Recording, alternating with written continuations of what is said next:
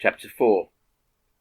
When Einstein wrote his theory of relativity, did he mention how grief slows time, how loss lengthens the hours of a day?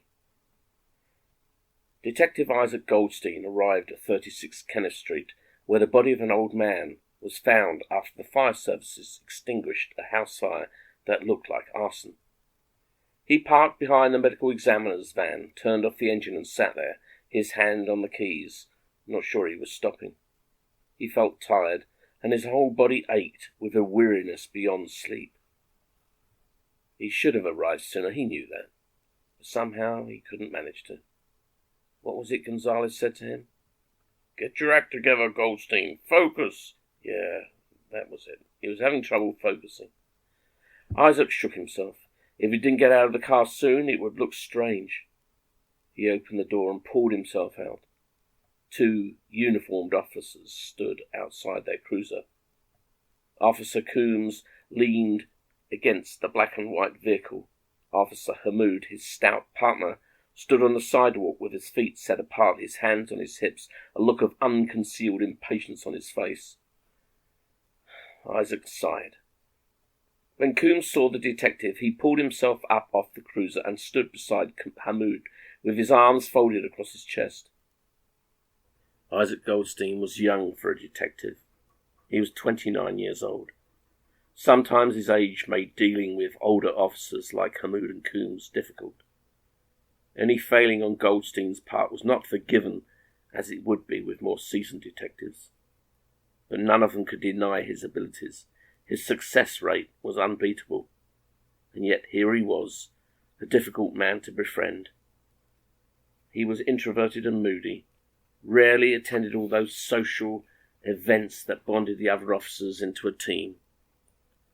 It wasn't that Goldstein didn't have supporters, he did, and they stood by him, recognizing, perhaps, he was exceptional. Yet after what happened 2 weeks ago, even his friends felt he was slipping away from them, lost into a world of his own. It was the reason he'd been called into Captain Gonzalez's office. Focus, Goldstein. "I don't see too much damage," he said before Hamoud commented on how long they'd been waiting. "Yes," Hamoud said, "it was just pure luck. We only check this street once a week. Coombs saw the flames in the window, so I got on to the fire department. They put it out soon after arriving." "That's when you found the body?" the detective said. Hamoud nodded. "Some old guy is in there sitting at his desk. Not a burn on him. It's weird, he was just sitting there, staring straight ahead." Hamoud's face lost its petulant look, and something in Isaac broke through the malaise. Staring at what? If Isaac didn't know Hamoud better, he would swear he saw fear. Hamoud just shrugged. "It's not what he's looking at, but the way he's staring." "How?" "You'll see soon enough." Goldstein looked about him at the cul-de-sac of crumbling old houses. He felt behind each window that eyes were watching them. But try as he might, he could see nothing. Gonzalez's voice was in his head. "Focus, Goldstein." He turned to Coombs and said, "When Hamoud was inside, did you notice anyone hanging about the place?" How did you know?" "No, nothing. The street was deserted." Isaac nodded and turned away. He took a few steps towards the house and heard Coombs whisper to Hamoud, "How did he know I didn't go into the house?" Isaac stopped and turned back to the officers. "I want you guys to stay put. If this is arson, they may come back to finish the job." Hamoud looked to say something. "Yes?" "Nothing, Detective. It's just that we've been here for quite a while," and Goldstein walked slowly back to Hamoud and said in a low, calm voice, "If we decide that the man inside of this house died as a result of this fire, and that the cause of the fire is arson, I'm sure you understand how important this crime scene would become." Goldstein locked eyes with Hamoud. There was something hard and unbreakable in the detective's look. Hamoud looked away. "Yes, of course," he said. Goldstein looked at Coombs. The thin officer unfolded his arms and stood up straight. "Your boots," said Goldstein. Hamoud and Coombs looked down at their feet. Hamoud's boots were covered with a thin layer of soot. Coombe's were not.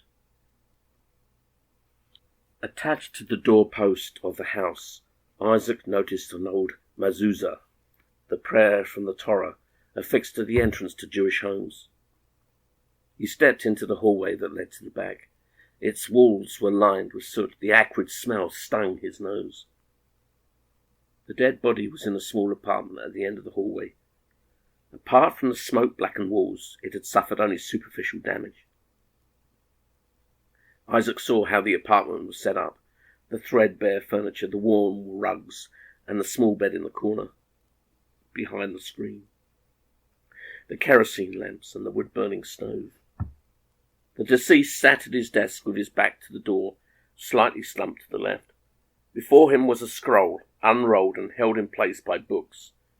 It triggered the memory Isaac spent the last 10 days trying to forget. His father's office at the synagogue, the old Torah open on the desk, as if in a last effort the rabbi had tried to find some element of truth. But this time there was no black revolver hanging in the old man's hand. The fire chief saw Isaac and came over to him. Isaac noticed movement and tried to shake him free from the memory. Focus, Goldstein. Any ideas how it started? It's the strangest fire I think I've ever seen.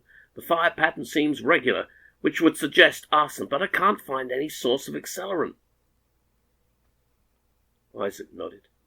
The doctor was at the desk, leaning over the body, but when Isaac approached, he stood up and Isaac saw the dead man's face for the first time. Its appearance was unusual. Isaac quickly scanned the body of the elderly man. His clothes were too big for him. Not uncommon, thought Isaac. Many elderly people were too thin for their clothes. When you didn't have enough money for food, the waistline was the first to go. The man's hair was long, bedraggled, lots of it standing on end. He hadn't shaved for several days. His hygiene was also something he appeared to have neglected too. Again, this did not strike the detective as unusual. But the man's expression, now that was most certainly different. His eyes were wide, not with fear, but with surprise, a wondrous surprise, a look of pleasure almost. Your officer, Hamoud, thought it was creepy, but I'm not sure I agree, said the doctor. No. Last Christmas, huh? Last Christmas, said the doctor, a stout man with a thick head of hair and a pair of black-rimmed glasses. My 4-year-old got a bike. Isaac knew what the doctor was saying, but he wasn't quite right. This look was something more than that. It was not so much a surprise, but a revelation. So how did he die? Asked Isaac. You know I can't tell you that yet. Isaac turned away from the body and looked at the doctor. Okay, I would say it was his heart, but I can't be sure of that till we get him back to the lab. Isaac turned back to the man in the chair. With his eyes open and that look on his face, he looked alive. It's not smoke inhalation, said Isaac. No, there's no indication that the fire had anything to do with his death, although it would appear the two happened almost simultaneously. Isaac nodded. Look at this stuff, the doctor said, indicating the scroll on the desk. Isaac pushed off the books that held it open and it rolled itself up. He picked it up and unwound it. It was regular tracing paper. On it was a rubbing of wedge-shaped marks. He looked familiar to him. What is that? Said the doctor. I am not sure, said Isaac, but I think it's cuneiform. It was something my father was getting into. Mind you, I'm sure the cuneiform in those books of his didn't have the curves this does. Cuneiform? Said the doctor. Was the first known writing, all the way back to the Sumerians over 5,000 years ago. Looks like he was translating it. Maybe he worked for the museum. Did you notice the mezuzah? Said the doctor. I did. One of yours, then? Isaac looked up at the doctor. I guess we'll know soon enough, he said. He tuned out the doctor's words in his head and focused on the old man's desk. It was an old roll-top, the hard edges rounded smooth with use. It was not neat and orderly, but covered with a mass of open books. There was a Bible, open to Genesis 6, the flood. Verse 4 was underlined. The Nephilim were on the earth in those days. and there was a translation of the Dead Sea Scrolls, open to the Book of Enoch.